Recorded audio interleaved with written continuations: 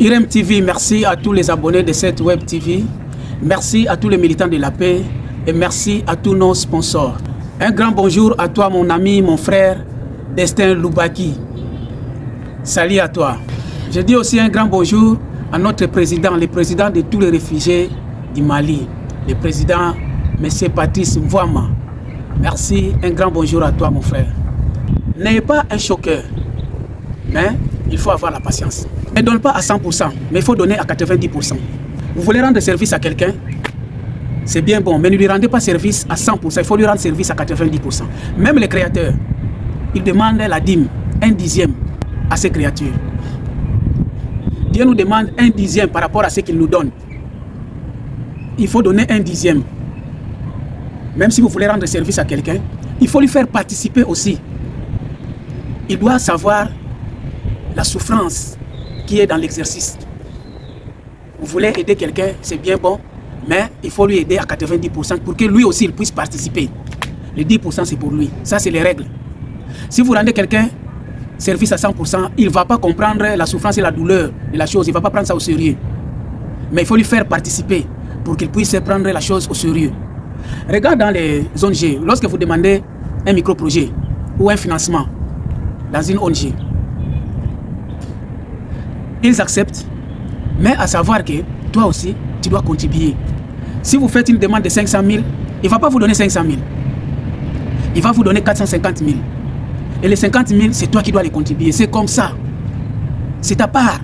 Tu dois contribuer 10%. Même les services, même nos enfants, il ne faut pas lui rendre service à 100%. Il faut lui faire participer.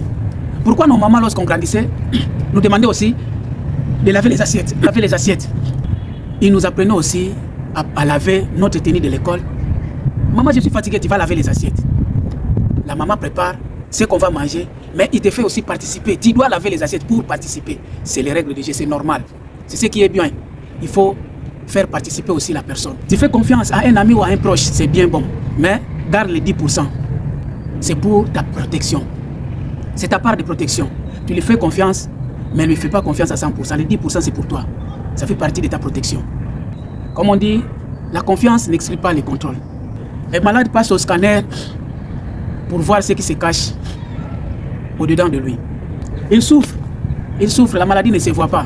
Les médecins exigent qu'il puisse passer au scanner, la radio, pour découvrir ce qui se cache au-dedans de la personne. Il faut savoir scanner parfois. Même dans la vie courante, il faut scanner la personne qui est en face. Le plus souvent au Congo, nous on dit benda film. Oui, tu lui fais confiance, mais parfois un peu de recul. Est-ce que, scannage. Est-ce que, il faut scanner la personne parce qu'on ne sait jamais.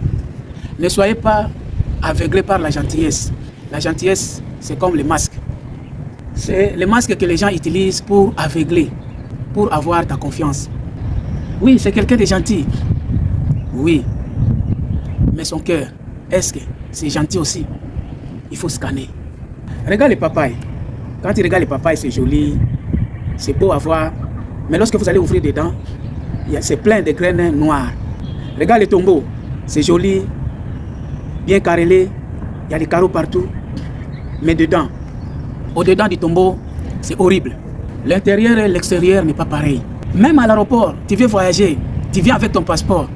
Mais ils vont d'abord scanner, vérifier, checker ton passeport. Est-ce que c'est pour toi? Est-ce que c'est bien? Est-ce que c'est pas touché? Chaque aéroport, ils ont des appareils sophistiqués pour détecter les faux documents. Il y avait la fille d'un officier de police qui a été enceintée par un gars.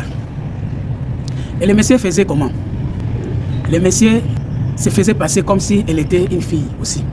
La fille de l'officier de police était bien gardée, bien surveillée. Après l'école, le chauffeur venait lui chercher et lui déposer à l'école. Mais son petit ami s'est déguisé comme si lui aussi il était une fille. Alors, elle fréquentait la maison. Le monsieur fréquentait la maison comme il était déguisé. On croyait que c'était une fille aussi qui venait rendre visite à sa copine. Or, c'était un homme. C'est comme ça, le monsieur en a profité pour enceinter la fille de l'officier de police. Il faut toujours scanner la personne. Même devant une situation, scanne. Grrr. qu'est-ce qui se passe? Regarde les vieux sages, lorsqu'ils reçoivent les étrangers, ce n'est pas n'importe quel étranger qui peut utiliser la douche de l'intérieur de sa maison. Il reçoit beaucoup des étrangers, mais il fait le triage. Toi, tu peux utiliser la douche de ma chambre. Toi, va dans la douche du dehors. Mais tous, ce sont les membres des familles. Mais quand il s'agit des lieux secrets, il fait le choix. La chambre, c'est ton lieu de refuge. On ne permet pas à n'importe qui d'y accéder.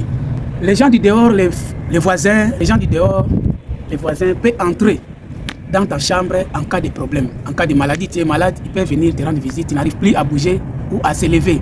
Là, ils peuvent entrer dans la chambre. Mais dans les camps contraires, jamais. La chambre, c'est un lieu sacré pour toi. Les gens aussi peuvent entrer dans ta chambre en cas de décès. Il faut qu'il y ait un cas spécifique qui peut permettre aux gens du dehors d'entrer dans ta chambre. Ta chambre, c'est un lieu sacré, c'est le refuge, c'est un lieu de refuge pour toi. On ne permet pas à n'importe qui. J'aime la vigilance des femmes. Lorsque vous faites les marchés avec une femme, remarquez les gestes. Le plus souvent, nous les hommes, on achète les articles sans pourtant vérifier la date d'expiration. Mais les femmes sont toujours prudentes dans ce genre de cas. Les femmes vérifient. Tu fais les marchés avec une femme, tu vas te fatiguer. Elle touche, elle remet. La femme vérifie. Même lorsqu'ils achètent les poissons, est-ce que l'air des poissons n'est pas rouge? Est-ce que c'est encore en bon état? Les femmes vérifient tout pour éviter les dangers, pour ne pas tomber dans l'erreur. Est-ce que les poissons là, avant de sortir dans l'eau, il ne s'est pas abattu avec quelqu'un? Est-ce que son corps est intact? C'est la prudence. Il faut scanner. La main d'une femme, c'est comme le scanner. Surtout ses doigts. Ne regarde pas ses ongles, comme les ongles de l'aigle. Rien qu'avec les toucher, elle comprend là où est le défaut. Les brailles, les toucher. Elle comprend tout. Regarde une femme qui dort. Fais-lui toucher les papiers. Elle ne va pas bouger. Mais si tu mets un billet de 10 000 francs entre ses mains, même si elle était au profond sommeil, elle va se réveiller. D'un coup, elle va attraper. Les femmes sont sensibles avec l'argent. Les mains des femmes, c'est des scanners. Une femme arrive à détecter que l'enfant là est malade, il reste avec les toucher. Il touche l'enfant, il sait que ça ne va pas. La main d'une femme, c'est comme les scanners. Lorsqu'on fait le checking à l'aéroport, on regarde la ressemblance de ton visage. Et c'est de celui qui est dans les passeports. Les agents de l'immigration à l'aéroport se focalisent sur les yeux, les nez, la bouche, les oreilles. Ce sont les 4 éléments qui donnent les détails précis et exacts de la personne. Si aujourd'hui on exige les passeports biométriques pour voyager, c'est parce que le passeport biométrique a un autre élément nouveau qu'on appelle l'ADN, que les passeports informatisés n'ont pas. Ils ont ajouté l'ADN pour plus de sécurité dans les documents de voyage. Parce que l'ADN ne se ressemble jamais, même si vous êtes jumeaux, même si vous êtes nés du même père, de même mère, même visage, tout ça ressemble. Mais sauf l'ADN, les personnes ne se ressemblent jamais. Même si vous êtes nés 12 jumeaux, vous aurez 12 ADN, chacun a son ADN. Il y a des gens qui se ressemblent et qui arrivent à voyager avec les passeports des autres. Je donne l'exemple des Chinois. Les Asiatiques, c'est difficile de les distinguer. Même nous, les Africains, avant les Occidentaux n'arrivaient pas à nous distinguer. C'est pourquoi beaucoup ont en profité. Ils ont voyagé avec les passeports de leurs amis. Le monde aujourd'hui est corrompu, il faut toujours scanner. Surtout la personne qui est en face de toi. Il peut être ami de visage, mais dans son cœur, c'est un ennemi. Sa gentillesse peut être une campagne pour gagner l'élection, et après l'élection, tu n'as plus de valeur. C'est pour t'attirer, afin qu'il puisse réaliser sa mission. Il y a des gens qui cherchent l'amitié forcée. Toi-même, tu remarques que cette personne force de l'amitié pour qu'on soit ami avec lui. Il faut lui scanner, il faut chercher à savoir qu'est-ce qui lui pousse de forcer l'amitié avec moi. Scanner. Grrr. Il faut avant tout scanner la personne avant de lui faire confiance à 100%. Et la confiance ne donne pas 100%, 90%. Ne soyez pas aussi trop facile. La chose facile ne coûte pas cher. Il faut scanner les gens. Qui il est, d'où il vient, de quelle famille es-tu, qu'est-ce qu'il fait, quels sont ses anciens amis, et surtout les passés de la personne. Garde l'identité exacte de la personne. Les passés de quelqu'un, c'est son vraie identité. Même si on dit il a changé, mais un peu de réserve. Parce que qui habille boira. J'avais un ami, lui, il scannait même les manger. Ce qu'il veut manger, il laisse 2000 pour la popote. Lorsqu'il revient, il regarde, il scanne. Ah, est-ce que ça, c'est les manger de 2000 francs? Écoute la sauce. La sauce là, c'est un peu amer. Donc, il fait les calculs. La tomate, il a acheté les tomates qui sont déjà fatiguées. Non. Les légumes qu'il a utilisés, c'est des légumes qu'on vend par terre. Et rien qu'avec le goût, il arrive à détecter à peu près les montants qu'il a utilisés dans les marchés. Lui, il scannait tout. Même sa femme, avant de faire sortir la nourriture, il faut regarder son visage. Il faut regarder ses gestes. Il faisait des gestes pour dire à la femme, non, ils ne sont pas venus pour manger, ils sont venus pour causer. Donc, la femme, tu dois comprendre les gestes de ton mari. Lui, mon ami, il était un peu sévère. Tu fais derrière, il te fait des signes pour te dire que si tu oses, tu auras chaud après leur départ. Il fait comme ça. Donc, il faut laisser la nourriture là où ça est. Lui, si les gens viennent pour payer l'argent, ou ils ont fait un business, on lui ramène l'argent, là, il est gentil, il dit à sa femme, il fait les signes à sa femme de tout amener. Mais la nourriture, parce qu'ils sont venus me donner de l'argent. Mais quand il s'agit de rien que la causerie, là, il fait les signes à sa femme. Donc, s'il gratte la tête, veut dire qu'il n'ose pas de faire sortir la nourriture. Si sa femme fait une petite erreur, comme s'il grattait son nez, veut dire que si tu oses de faire sortir la nourriture après leur départ, tu auras chaud. Chaque geste de mon ami signalait un message. Il y avait un grand frère du quartier qui avait envoyé les jeunes d'aller lui acheter le poisson grillé. Alors le jeune est parti acheter les poissons grillés chez une dame qui vendait la nourriture. Alors le jeune est parti acheter les poissons grillés que les vieux voulaient manger. Mais tu sais, les jeunes aussi sont attirés parfois par rapport à la présence. Les jeunes ont acheté les poissons. En cours de route, il a enlevé l'air du poisson pour goûter. Après, il a renversé la position du poisson dans l'emballage. Il est venu présenter au grand frère du quartier qui lui avait envoyé. Le grand frère a pris l'emballage. Lorsqu'il a ouvert, il a tourné les poissons pour vérifier. C'est quelqu'un qui était toujours prudent. Il scannait tout ce qui se faisait devant lui.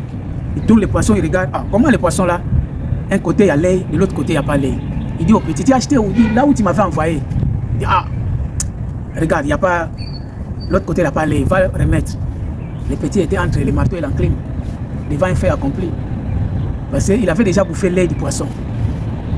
Et le petit est parti chez la maman qui vendait. Il dit, oh non, tiens d'abord, il ne veut plus prendre ça. C'est là où il a pris fuite parce qu'il ne savait plus quoi faire. Après un moment donné, le grand frère est venu chez la dame. Mais qu'est-ce qui se passe? J'ai envoyé le petit pour venir changer les poissons. Il dit non, le petit a mis les poissons, il a déposé les poissons. Le jeune a déposé les poissons, il est parti. Il dit non, comment tu peux me vendre les poissons qui n'a pas, un côté du poisson n'a pas l'ail? Il dit comment ça? Moi j'ai vendu les poissons qui étaient normaux, il y a les deux côtés, il y avait les yeux. Alors les gars ont compris que le petit avait fui parce qu'il avait bouffé l'ail du poisson. Il faut savoir scanner. Les gars, s'il n'était pas prudent, le petit allait avoir le devant.